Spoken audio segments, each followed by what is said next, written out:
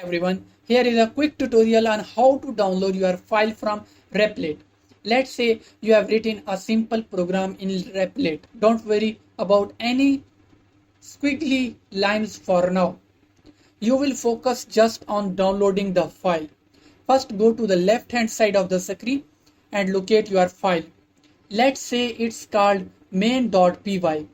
Click on three dots next to the file name. Then click download.